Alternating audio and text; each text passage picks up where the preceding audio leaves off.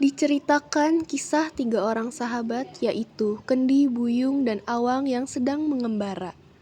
Biasanya, apabila mereka kelelahan, mereka berhenti untuk sekedar beristirahat atau hanya mengenyangkan perut.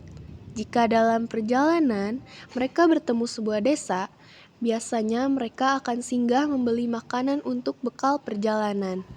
Pada suatu hari, mereka tiba di kawasan hutan belantara. Di kawasan tersebut, mereka tidak menemukan desa atau kampung dalam perjalanan. Mereka berhenti dan beristirahat di bawah sebatang pohon tua yang sangat besar dan sangat rindang. Perbekalan makanan mereka sudah habis tak menyisa, dan ketiga sahabat itu mulai kelaparan. Hei, jika ada nasi yang sebanyak kawah pun, aku akan menghabiskannya seorang diri. Jika aku kelaparan seperti ini, ayam panggang 10 ekor pun akan aku habiskan. Kalian tidak boleh berlaku tamak dan membual seperti itu. Aku pun juga kelaparan. Bagiku nasi sepinggan pun sudah cukup untuk mengatasi kelaparanku ini. Hanya dengan nasi sepinggan saja, bagaimana bisa perutmu itu bisa kenyang? Padahal juga merasakan kelaparan yang sama seperti yang kami derita. Dari kejauhan, ternyata perbualan mereka tadi didengar oleh pohon tua besar itu. Setelah mendengar keluhan ketiga pengembara tersebut, pohon yang merasa kasihan terhadap mereka itu lalu menggugurkan 3 helai daun miliknya. Terdengar bunyi seperti benda yang terjatuh. Mereka langsung mencari-cari asal suara tersebut di celah-celah semak. Mereka mencari-cari suara tersebut dari arah yang berlawan-lawanan. Wah, ada nasi sekawah. Dia menghampiri nasi sekawah yang masih beruap itu. Tanpa berpikir lebih lama, ia memakan nasi tersebut dengan lahapnya.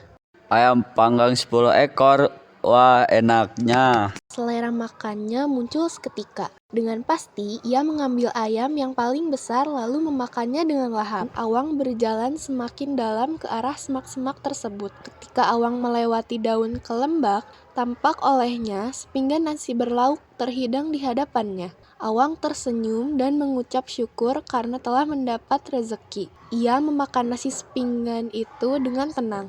Selepas makan, Awang merasa kenyang. Ia beristirahat di tempat semula, sambil memperhatikan Kendi dan Buyung yang sedang makan dengan lahapnya.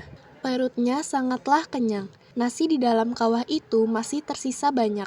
Ia tidak mampu lagi menghabiskan semua nasi tersebut. Kenapa kamu tidak menghabiskan kami?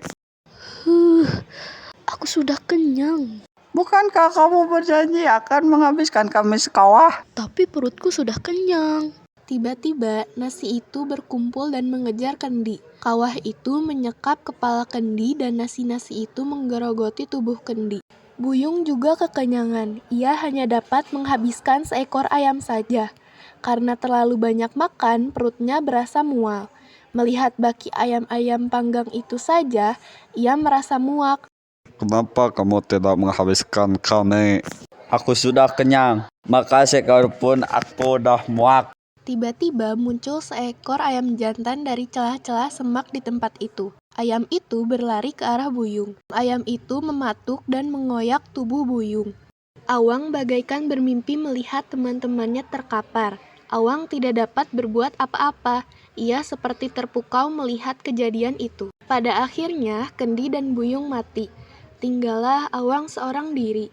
Ia meneruskan semua perjalanannya. Sebelum berangkat, Awang mengambil sepinggan nasi yang telah habis. Sebutir pun tidak menyisa di dalam pinggan itu. Pinggan ini akan mengingatkan aku supaya tidak berlaku sombong dan tamak. Makan itu secukupnya, jangan berlebihan agar tidak mubazir.